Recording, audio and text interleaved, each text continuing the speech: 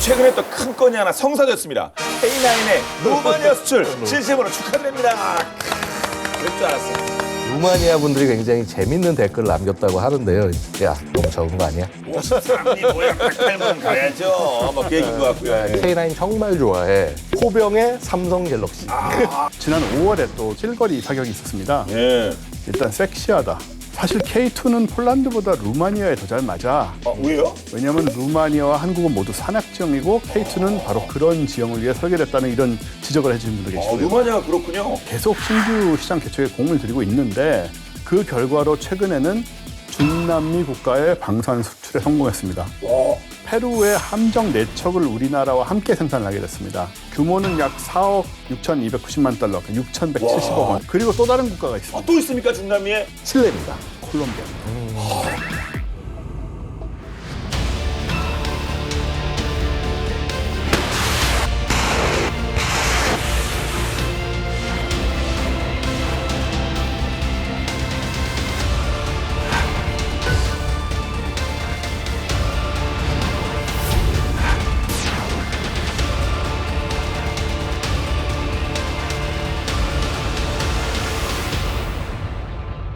네, 지난주에 이어서 국군의 날 특집 본게임 투어와 함께하고 계십니다. 해외에서 바라보는 K방산의 위상 함께 짚어보고 있는데요. 이야기 나눌수록 K방산은 더 이상 세계 무기 시장의 신흥 강자가 아니라 그냥 신흥 빼고 그냥 강자라고 불려도 손색이 없을 것 같습니다. 우리 기술로 모든 FA-52 사상 최초로 다국적 연합 공중훈련에 참가했다는 반가운 소식 전해드렸는데 마지막에 또 뭐라고요? 근데 뭐 또 우리 게 아니라고요? FA-52? 무슨 얘기예요?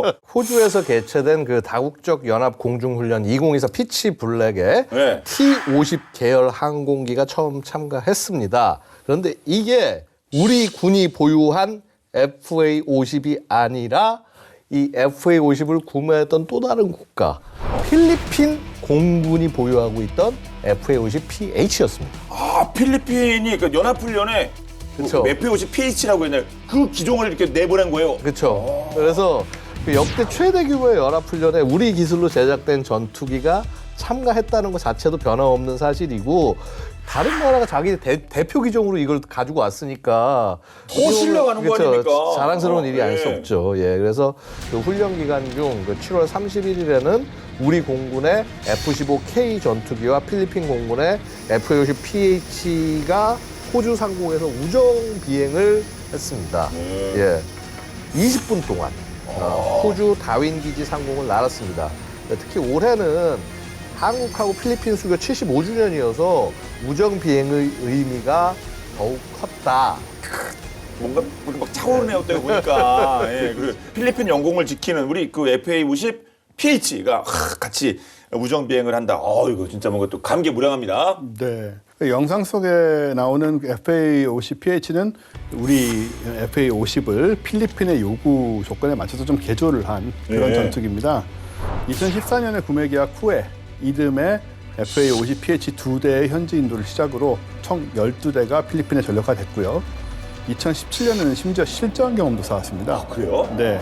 FA-50PH가 그 필리핀군과 반군 사이에 벌어진 마라위 전투에 투입이 돼서 반군을 물리치면서 맹활약을 펼치기도 했고요. 덕분에 필리핀 현지에서는 FA-50PH가 게임 체인저로도 불린다고 하고요. 그래서 아무래도 필리핀은 우리나라 방산업계에 대해서 호감을 이미 가지고 있지 않을까 이렇게 예상할 수가 있고 실제로 호주의 2024 피치블랙 훈련 당시에 한국 공군 훈련 시설을 방문했던 스티븐 파리뇨 필리핀 공군 사령관이 이런 말을 남겼는데 한국 공군과 관계를 강화하는 것은 지역 안보와 상호 성장을 위해 필수적이다. 앞으로도 양국 간 강력한 파트너십을 바탕으로 더 많은 훈련과 교류를 함께 하고 싶다라는 매우 긍정적인 말씀을 남겼습니다. 네. 우리 FA-50의 성능이 그렇게 뭐 출중하니까 이렇게 뭐 많은 나라에서 관심을 가지는 거겠죠? 그렇죠. 뭐 사실은 이제 훌륭하면은 그만큼 시장 점유율도 높아질 수밖에 없을 텐데요. 필요하니까요. 예, 네. 예. 그 시프리, 그러니까 스톡홀름 국제평화연구소에 따르면 FA-50은 전 세계 전투 가능 항공기 시장에서 2022년 이후 납품 전망 순위 3위까지 뛰어올랐습니다. 미국이 1,370대, 그다음에 네. 프랑스가 210대, 그다음에 그 다음에 점유율 약 6% 정도를 보유하고 있다 이렇게 평가가 되는데 사실 다 이유가 있습니다. 보면은 FA-50은 세계에서 유일하게 훈련과 전투를 병행할 수 있는 기종이고요.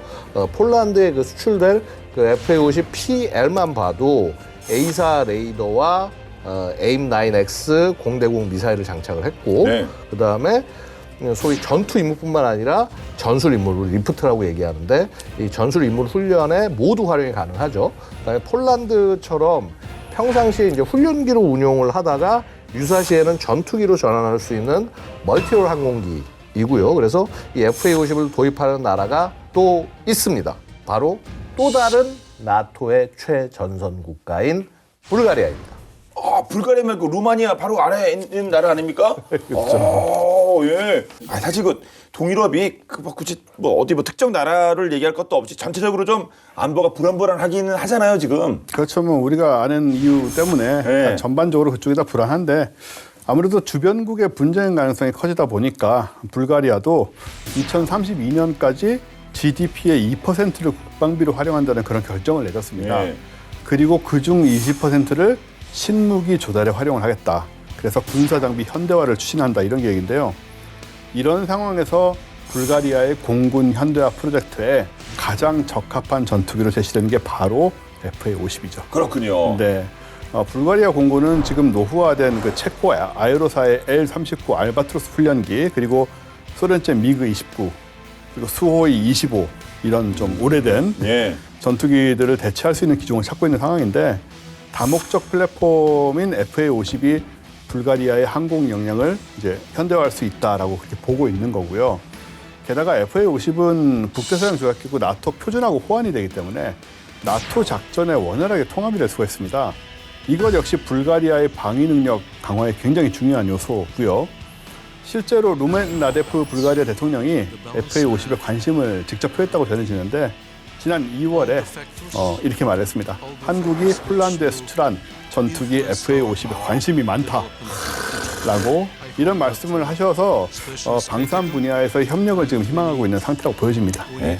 루마니아 대통령님이 지금 폴란드를 언급해 주셨는데요. 아, 이러면 그것도 FA-50 좋은 소식 기다려올 만한 거 아니겠습니까? 예, 그 동유럽에서는 불가리아 외에도 그 슬로바키아에서도 폴란드 아래에 있는 거 아니에요? 그것도 FA 예, 다. 예. 그래서 FA-50 관심 있게 또 지켜보고 있고요.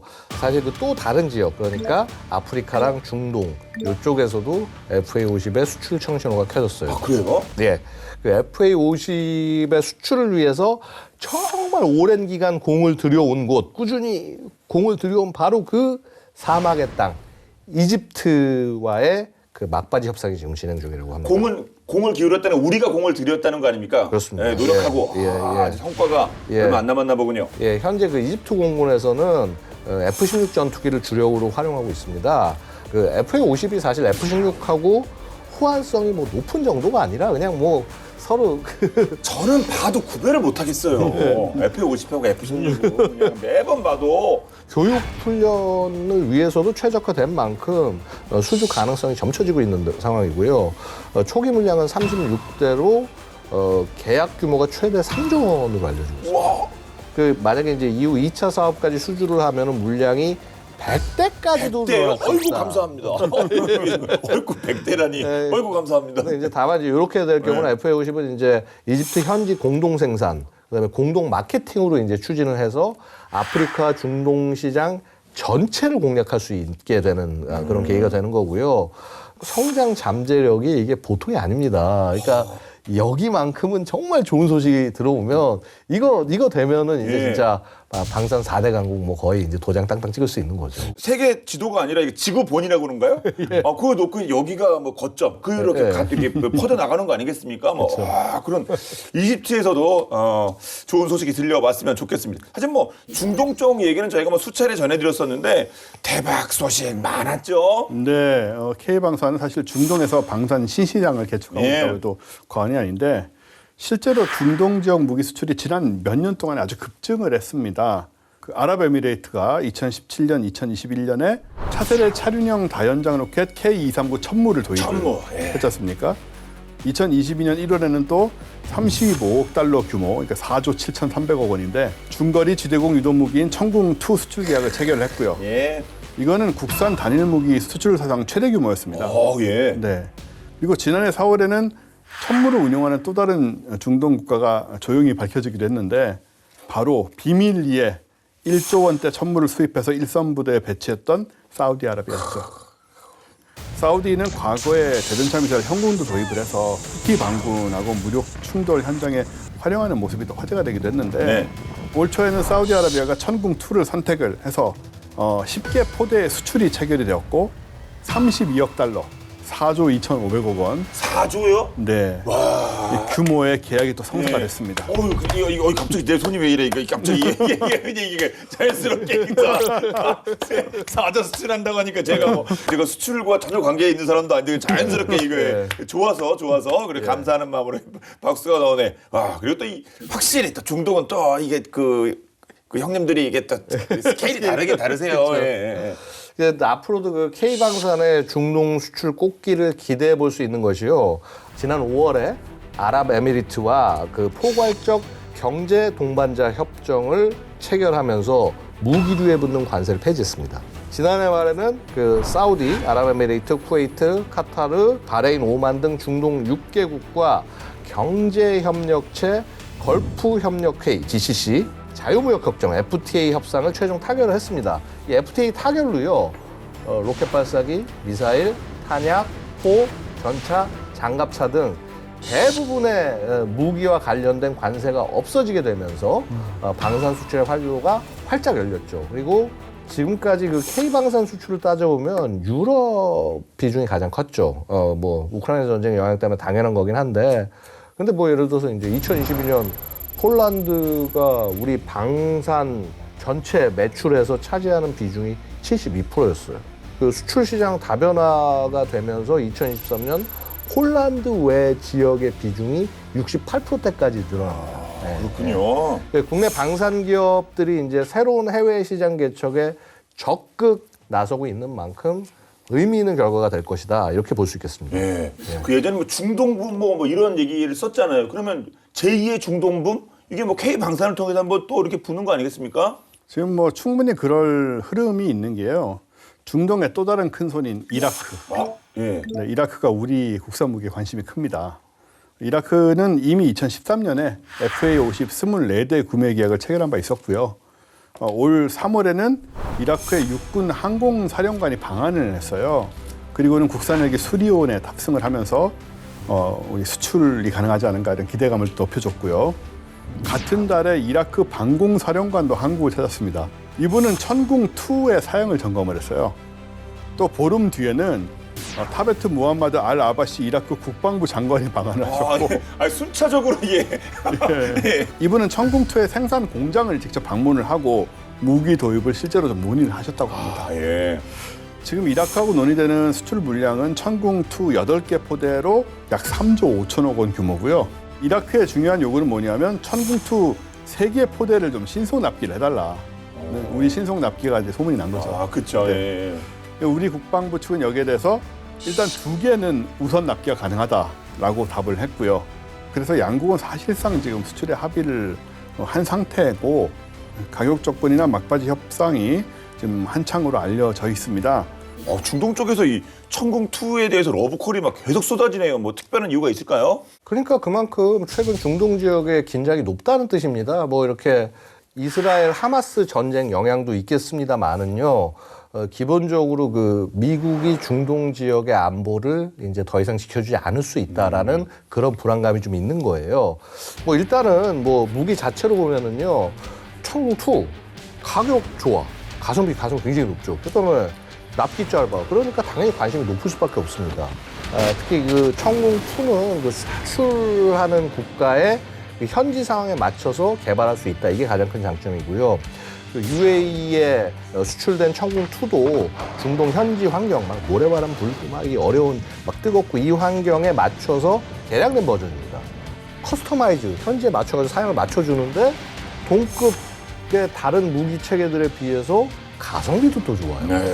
그래서 천궁2 요격 미사일은 한 발 가격이 15억 원입니다. 유사한 성능을 가진 미국의 패트리어트 팩3 미사일하고 비교하면 3분의 1 수준이다. 심지어는 그 나삼스 요게 이제 포대 하나가 이제 3,700억 원 정도인데 요거보다도 저렴한 것으로 알려졌어요. 그래서 이 기세를 몰아서 청궁2가 UAE에 지금 4조 6,500억 원, 그 다음에 사우디에 4조 2,500억 원. 이렇게 이제 요거에 이어서 만약에 이라크에 3조 5천억 원까지 수출이 성사되면은 이 총 수출액이 12조 4천억 원에 이르게 되는 거죠. 그렇죠? 우리나라 방위산업 무기체계에서 단일 품목으로 수출 10조 원을 달성한 무기체계 K9 자주포가 있는데 과연 이제 청궁2도 K9의 기록을 갱신할 수 있을지 기대가 모아집니다. 그렇군요. 수출액으로만 본다면 거의 투탑이네요. 네, K9 그리고 청궁. 와, 대단합니다. 자, 이쯤 되면 전 세계 지도에서 우리 K방산이 진출하지 않은 곳을 찾기가 쉽지 않을 것 같은데 그래도 찾아보면 도전할 지역이 남아있겠죠? 네. 방산업계의 꿈의 무대라고 할 수 있는 곳들이 있죠. 장기적으로 봤을 때 시장 규모가 엄청나게 큰 그 소위 선진국들입니다. 진짜 큰 시장이 네. 아직 남겨져 있군요. 호주는 지금 레드백 수출에 성공을 네. 한 케이스인데 호주가 신형 호위함을 구매하는 CE3000, SEA3000 사업을 지금 준비를 하고 있습니다. 현재 운영 중인 안작급 호위함을 대체할 11척의 새로운 함정을 도입할 예정인데요. 사업 규모가 약 111억 호주 달러로 한화 10조 원입니다. 한 방에 10조네요. 네, 여기는. 역시 좀 규모가 좀 다르죠. 네. 일반 군수 지원함 같은 경우에는 계약 금액이 보통 4천억 원에서 5천억 원 정도인 반면에 이 C3000 사업은 척당 계약 금액이 2배인 1조 원에 이릅니다. 그러니까 이미 뭐 시장의 크기가 대단히 크고요. 네. 그래서 놓쳐서는 절대 안 될 사업이다 이렇게 얘기가 되는데 우리나라는 이를 위해서 이번 수주전에서 일본하고 아마 경쟁 예상이 되는데 일본을 넘어서기 위해서 해군 출신의 호주 대사를 임명을 해서 예. 전면 배치를 하는 그런 적극성을 보이고 있습니다. 그렇군요.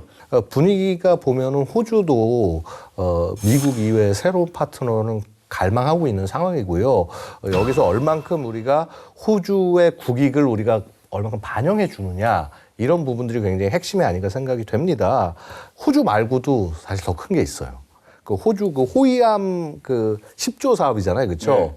이거 6배. 와, 60조. 네, 그래서 이 엄청난 규모를 자랑하는 캐나다의 사업도 있습니다.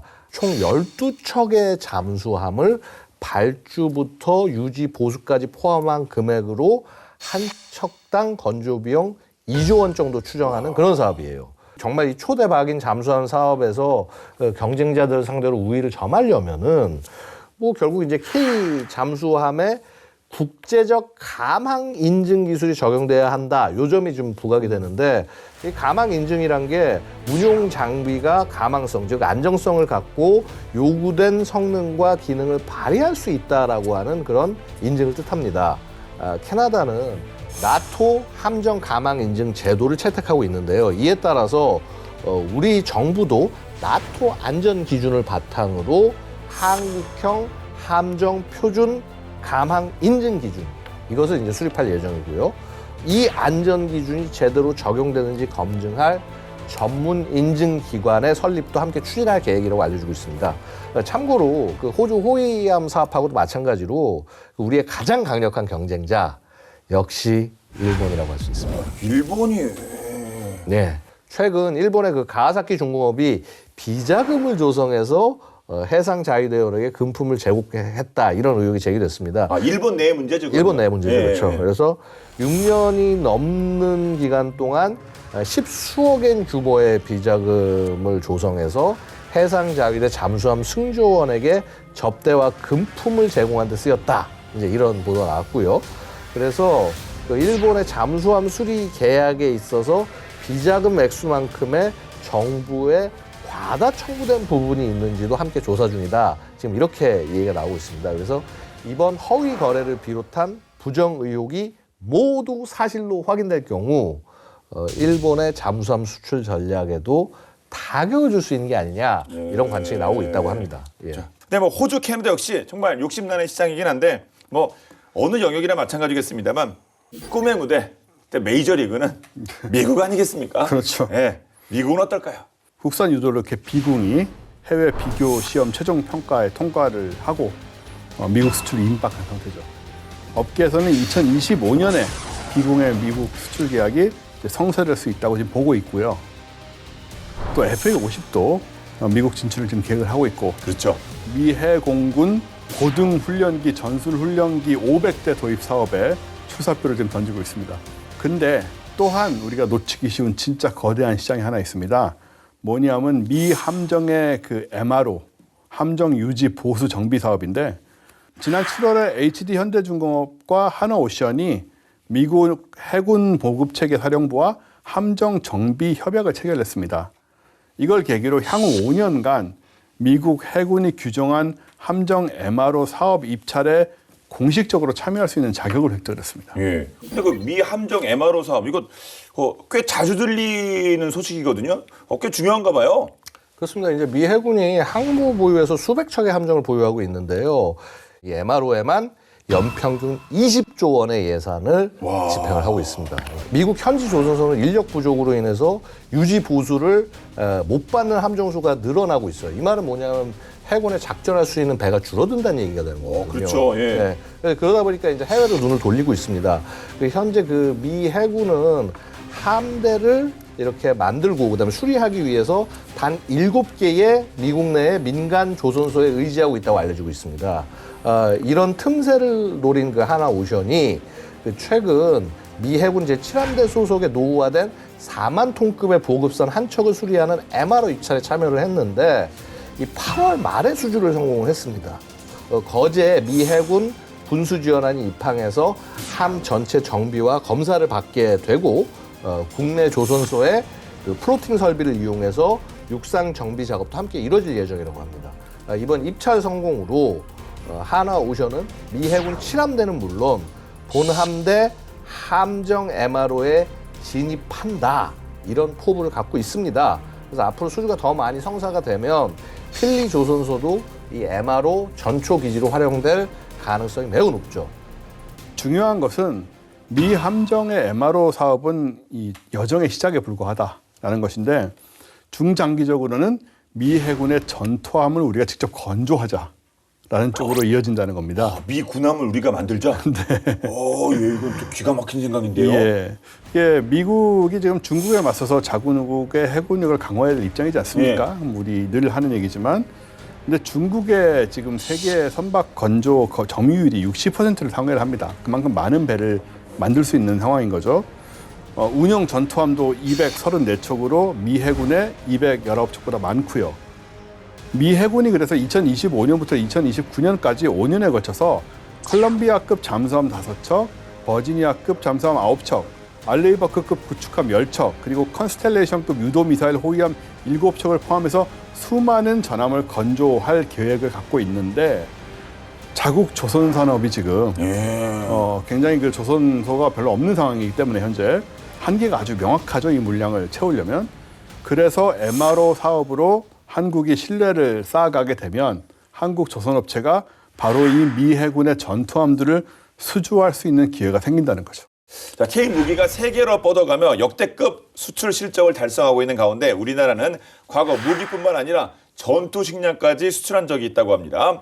6.25 전쟁 당시만 하더라도 전투 식량이 없어서 주먹밥, 미숫가루, 말린 쌀 이런 것들을 먹고 싸웠다고 하는데, 이게 도대체 어떻게 된 일인지 본방야사에서 살펴보도록 하겠습니다. 보시죠.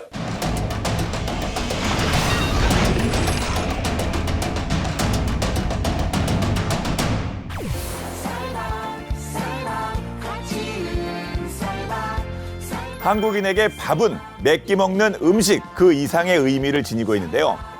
고마울 땐 나중에 밥 한 번 살게. 약속을 잡을 땐 언제 밥 한 번 먹자. 아플 땐 밥 꼭 챙겨 먹어. 바쁠 땐 밥 먹을 시간도 없어. 무언가 잘해야 할 때는 밥값은 해야지. 고민이 많을 때는 밥이 안 넘어가. 재수 없을 땐 진짜 밥맛 없지 않냐. 한심할 땐 절에서 밥은 벌어먹고 살겠냐. 이렇게 밥 없이 못 사는 한국인의 밥심 때문에 한국형 전투 식량이 탄생할 수 있었다고 하는데요. 대체 무슨 얘기일까요?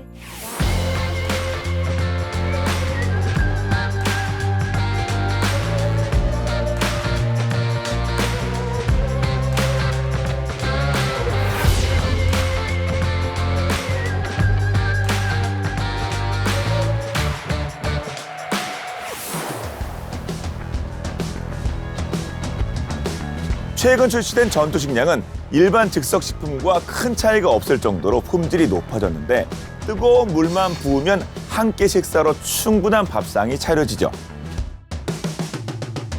물을 끓이기 어려운 상황이라면 발열 팩이 포함된 제품으로 데워 먹을 수도 있습니다.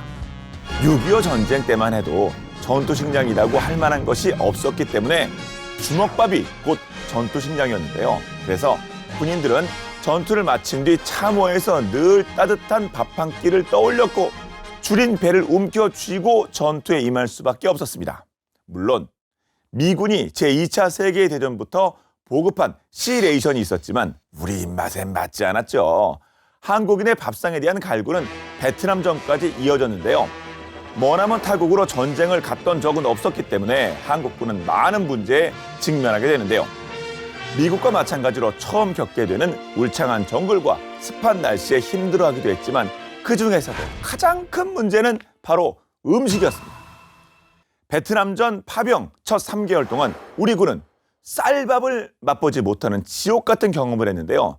파병 초기 미군으로부터 전투식량을 보급받았지만 대다수 병사들은 제대로 된 사용법조차 몰랐죠. 참고로 당시 미군 전투식량은 냉장시설이 완비된 곳에서 사용하는 신선식품, 조리식, A레이션, 취사 장비는 있지만 냉장시설이 없을 때 먹는 통조림 형태의 B레이션, 취사가 불가능한 지역에서 먹는 즉석식품 C레이션 등 3종류로 구성되어 있었는데요. 당시 대다수의 병사들은 평생을 우리나라 음식만 먹고 자랐기에 푹푹 찌는 정글에서 허구한 날 밍밍하고 느끼한 B레이션, C레이션을 먹다 보니 진이 빠질 수밖에 없었는데요. 장병들의 고충을 잘 알고 있었던 한국군 사령관 최명신 장군은 미국에게 쌀과 김치를 요청합니다. 다행스럽게도 베트남도 쌀 문화권이었기 때문에 생각보다 쉽게 한국군에게 쌀을 보급할 수 있었는데요. 우리나라와 같은 찰기가 있는 쌀은 아니었지만 밥을 짓고 미군 전투식량으로 찌개나 국을 끓여 먹고 베트남 현지에서 따온 매운 고추까지 먹으니 장병들의 입맛이 살아나긴 했지만 한계가 있었습니다. 최명신 사령관은 우리는 쌀밥에 김치, 된장국을 먹어야 전투를 할 수 있다며 웨스트모어랜드 미군 사령관을 설득했습니다. 간곡한 요청에 미 군사원조 사령부는 한국 음식으로 구성된 한국형 C레이션을 새로 보급하기로 하는데요. 한국군은 미군과 함께 피를 흘리는 둘도 없는 고마운 국가였기에 미국은 제대로 된 보급을 위해 온 힘을 다했습니다. 그렇게 밥, 김치, 꽁치 통조림 등을 넣어 만든 전투식량이 탄생했죠. 이름은 C레이션 코리아 버전이었습니다.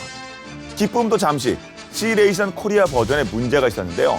전투식량을 하와이에서 일본인들이 만들어 납품한다는 사실이 뒤늦게 알려졌기 때문이었죠.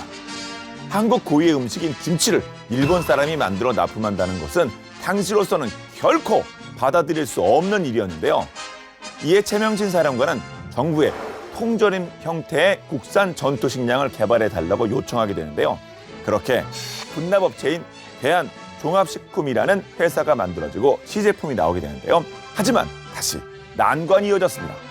열대 기후에도 버틸 수 있는 통조림 제조 기술이 없었던 탓에 시제품 통조림에서 시뻘건 녹물이 나와 음식이 변질되었기 때문이었죠. 그럼에도 우리는 포기하지 않았는데요.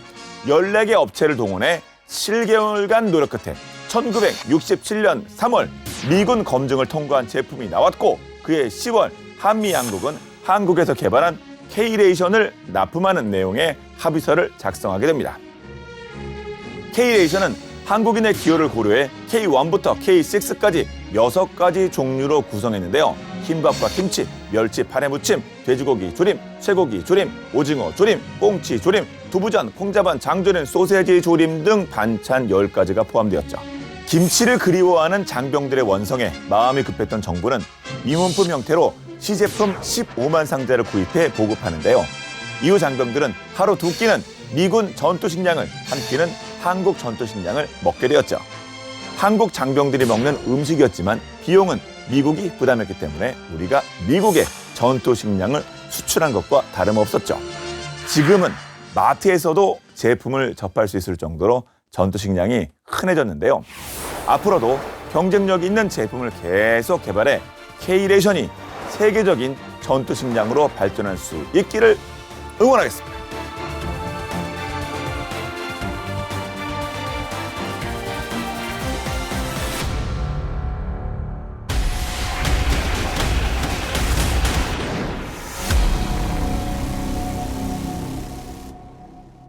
국군의 날 특집으로 꾸며지고 있는 본게임2 해외에서 바라보는 K무기의 위상에 대해서 이야기 나눠보고 있는데요. 자, 역시 또 빠지면 안 될 거 이제 슬슬 나와야죠.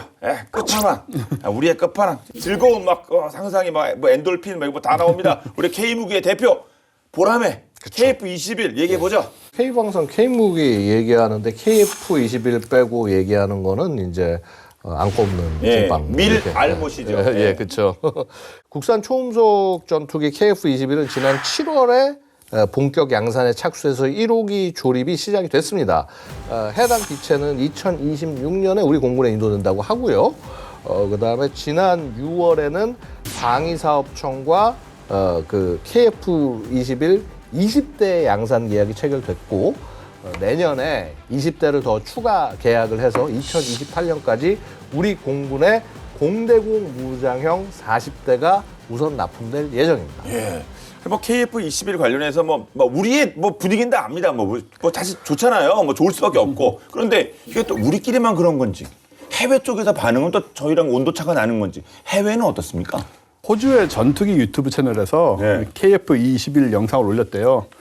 이걸 보고 이제 해외 밀떡들의 반응이 나왔는데 네. 정말 환상적이다. 아, 판타스틱. 예. 그리고 한국에서 만든 제품이라면 품질 하나 좋을 것 같다. 굿. 예.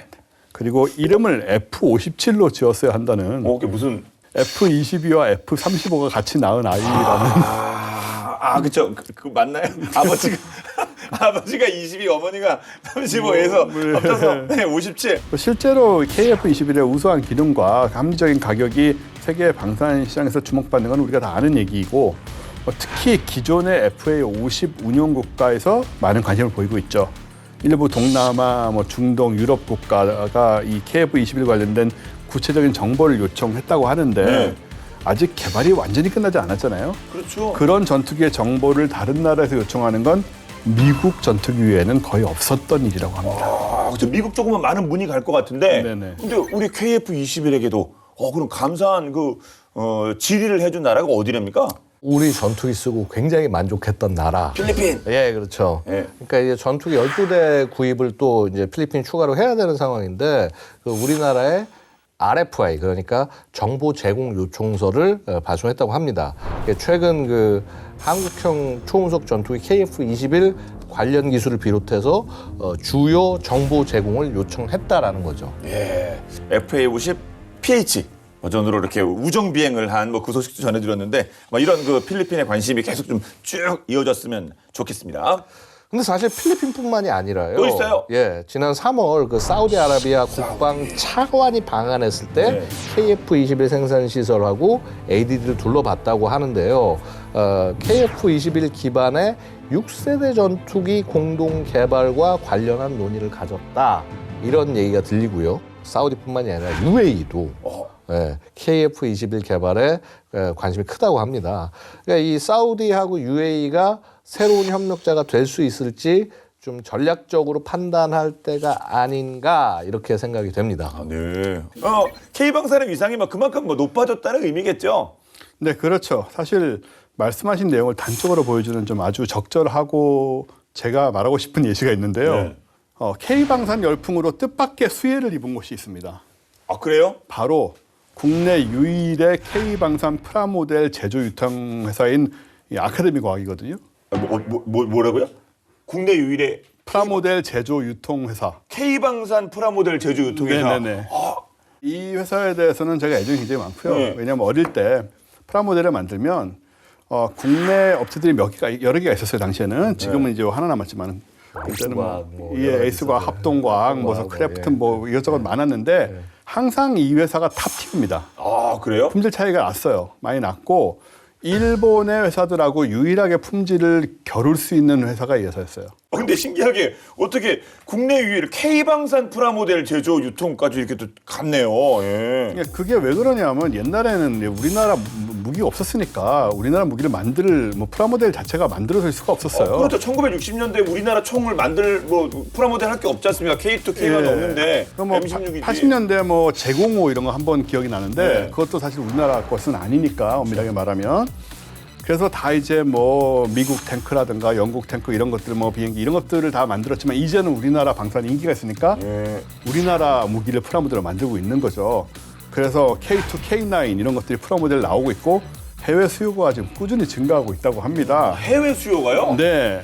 실제로 K 프라모델 업체 매출을 따져보면 해외 비중이 50%나 되고요. 와, 그거 의외네요. 네. 지난해 기준 매출이 100억 원에 달하는데 K방산 모델을 전 세계에서 유일하게 제작하는 게 바로 우리나라의 이 아카데미 과학인 것이고 수출 실적도 이렇게 생각보다 굉장히 높습니다. 최근 아덱스에서도 소식이 있었다고요? 네, 아덱스에서 네. K 프라모델 업체에 KF-21 모델을 살려고 줄을 이렇게 섰다고 하는데 이거 대박이겠는데요. 생각해보니까 이거. 이 아카데미 과학이라는 회사가 1969년에 설립이 돼서 네. 저의 어린 시절을 다 풍미를 한 회사죠, 사실은. 가장 큰 경쟁력은 역시 금융기술이 굉장히 좋고 사실 프라모델의 대부분은 금융기술이라고 보면 되니까 네. 또 지금 직접 제작권 협업을 통해서 K방산 프라모델을 정식으로 생산을 하고 있는 거고요. 사실 프라모델이 한때는 거의 없어지다시피 했었어요. 우리나라에서는. 저도 기억이 나는데 90년대 이제 PC 보급되고 게임이 보급되고 게임이 프라모델의 망하기가 원흉입니다. 사실은.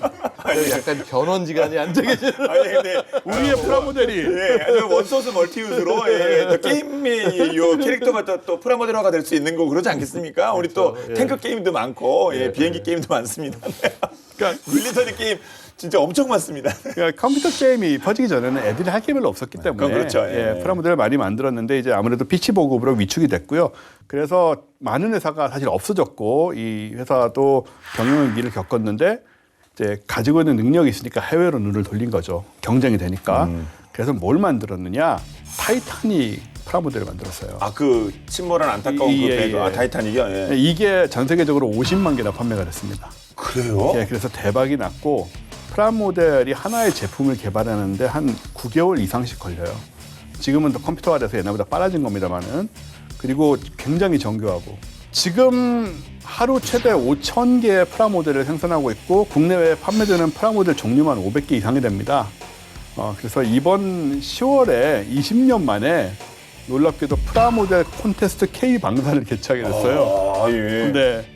그래서 한국군이 사용한 무기, 국내 방산업계가 수출한 무기 같은 것들이 다 프라모델화돼서 전시될 예정인데 이건 저도 가봐야 될 것 같습니다.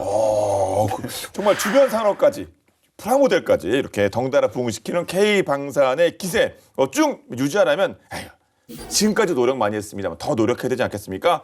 K방산 앞으로 풀어야 할 과제도 또 있을 것 같은데 어떤 것들이 있을까요? 그 단적으로 보면은요, 지금 우리 KF-21 얘기 계속 해왔는데 이게 긍정적인 반응만 있는 게 아닙니다. 어떻겠습니까? 경쟁자들은 속이 타겠죠. 경쟁자들은 그렇겠네요. 그래서 유럽 방산업계는 이 한국 경쟁수에 굉장히 민감한데요. 프랑스의 군사 전문지 메타 디펜스 프랑스에 따르면요, 양산 시작된 한국 KF-21 전통 강호 유럽 항공업체들의 심각한 위협이 될 것이라는 분석 결과를 내놓기도 했고요.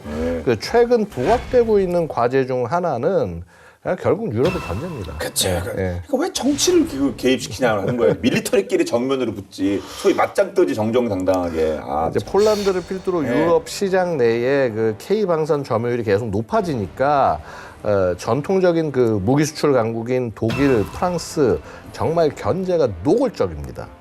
그래서 심지어 유럽연합은요, 그 이유는 유럽산 무기 비중 확대를 대놓고 이거 정책하라고 해서 권고를 하고 있는 그런 상황인 만큼 대책도 필요합니다.